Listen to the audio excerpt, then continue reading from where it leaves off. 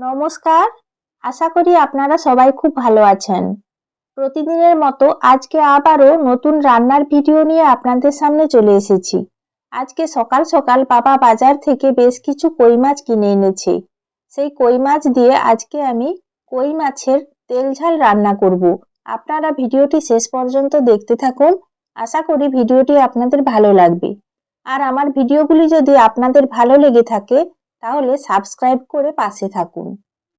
অনেকেই আছেন কই মাছ খেতে পছন্দ করেন না, তবে আপনারা কারা কারা কই মাছ খেতে পছন্দ করেন কমেন্ট করে জানাবেন।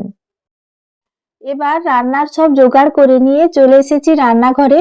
আর কই মাছগুলোকে কেটে পরিষ্কার করে খুব ভালো করে ধুয়ে নিয়েছি। এবার মাছের মধ্যে দিয়ে দিচ্ছি পরিমাণ মতো বেশ কিছুটা লবণ।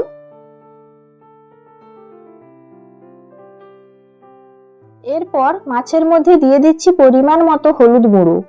এরপর হাত দিয়ে ভালো করে সব মাছে লবণ হলুদ মাখিয়ে নিচ্ছি। মাছে লবণ হলুদ মাখানো হয়ে গেলে মাছগুলোকে আমি আধা ঘন্টার জন্য রেখে দেব, তাহলে মাছের মধ্যে লবণ হলুদ খুব ভালোভাবে প্রবেশ করবে। প্রায় 30-40 মিনিট হয়ে গেছে। এবার মাছ ভাজার জন্য কড়াই বসিয়ে দিয়েছি। কড়াইতে দিয়ে দিলাম পরিমাণ মতো বেশ কিছুটা সর্ষের তেল। এবার তেল খুব ভালো করে গরম করে নিয়ে লবণ হলুদ মাখানো কই মাছগুলো আমি তেলের মধ্যে দিয়ে দিচ্ছি। আর মাছগুলোকে উল্টে পাল্টে বেশ ভালো করে ভেজে নেব।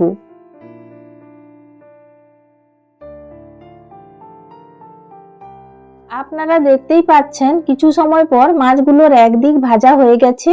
এবার খুন্তি দিয়ে খুব সাবধানে আমি মাছগুলোকে উল্টে পাল্টে দিচ্ছি। এইভাবে মাছগুলোর দুই দিক খুব ভালো করে আমি ভেজে নেব।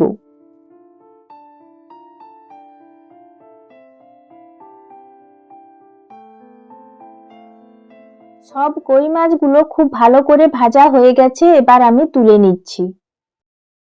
এবার মাছ ভাজা তেলের মধ্যে দিয়ে দিচ্ছি গোটা গরম মশলা। কয়েক সেকেন্ডের জন্য গরম মশলা হালকা ভেজে নিয়ে তেলের মধ্যে দিয়ে দিলাম পেঁয়াজ বাটা। এবার নাড়াচাড়া করে পেঁয়াজ বাটা বেশ ভালো করে কষিয়ে নিচ্ছি।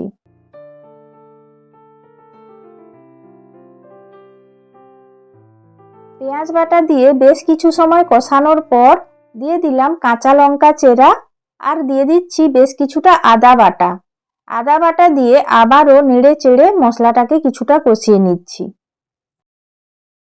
আদার কাঁচা গন্ধ চলে গেছে। এবার দিয়ে দিলাম ধনে ও জিরে বাটা। ধনে ও জিরে একসঙ্গে বেটে মাছের ঝালে দিলে স্বাদ ও গন্ধ দুটোই খুব ভালো হয়। আবারও মশলাটাকে নেড়ে চেড়ে বেশ ভালো করে কষিয়ে নিচ্ছি আমি। এই পর্যায়ে মশলার মধ্যে আমি পরিমাণ মতো বেশ কিছুটা লবণ দিয়ে দিলাম। এবার দিয়ে দিলাম পরিমাণ মতো হলুদ গুঁড়ো আর দিয়ে দিচ্ছি কিছুটা লঙ্কার গুঁড়ো। যেহেতু আমি মাছের ঝাল রান্না করব, তো আজকে লঙ্কা গুঁড়োটা একটু বেশি পরিমাণেই দিলাম, তাহলে একটু ঝাল ঝাল খেতে লাগবে। গুঁড়ো মশলা দিয়ে আবারও মশলা বেশ কিছু সময় কষানোর পর দিয়ে দিলাম টমেটো কুচি।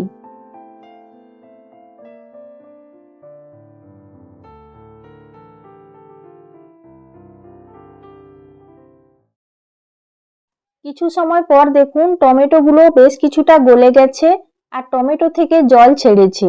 এবার আমি মশলাটাকে তত সময় কষাবো যত সময় না মশলা থেকে তেল ছাড়ে। আর টমেটোর যে জলটা বেরিয়েছে সেই জলটা যত সময় না শুকোয় তত সময় আমি মশলাটাকে কষিয়ে নিয়েছি। দেখুন মশলা থেকে খুব সুন্দর তেল ছেড়ে গেছে আর মশলার কালারটাও খুব ভালো এসছে। এই পর্যায়ে আমি আঁচ বাড়িয়ে দিয়েছি। এবার মশলা ধোয়া কিছুটা জল ছিল সেটা দিয়ে দিলাম। আরও কিছুটা জল লাগবে, তাই পরিমাণ মতো বেশ কিছুটা জল আমি আবারও দিয়ে দিলাম।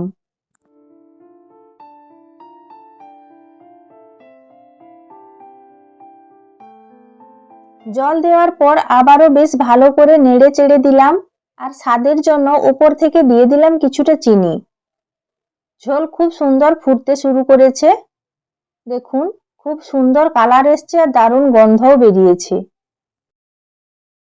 এইভাবে ঝোল খুব ভালোভাবে ফুটে গেলে আগে থেকে ভেজে রাখা কই মাছ আমি ঝোলের মধ্যে দিয়ে দিচ্ছি এক এক করে।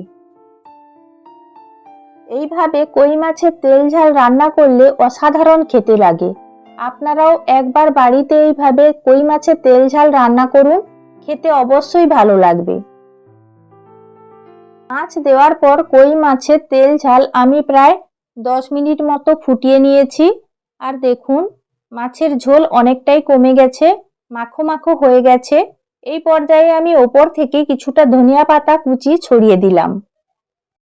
কই মাছের তেল ঝাল রান্না হয়ে গেছে।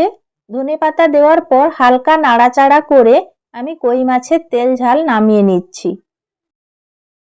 ভাতের সঙ্গে যদি এই রকম কই মাছের গরম গরম তেল ঝাল থাকে তাহলে ভাত খাওয়া পুরো জমে যাবে। আশা করি ভিডিওটি আপনাদের ভালো লেগেছে। আর আমার ভিডিওগুলি যদি আপনাদের ভালো লেগে থাকে তাহলে লাইক, শেয়ার ও কমেন্ট করে পাশে থাকার অনুরোধ রইল।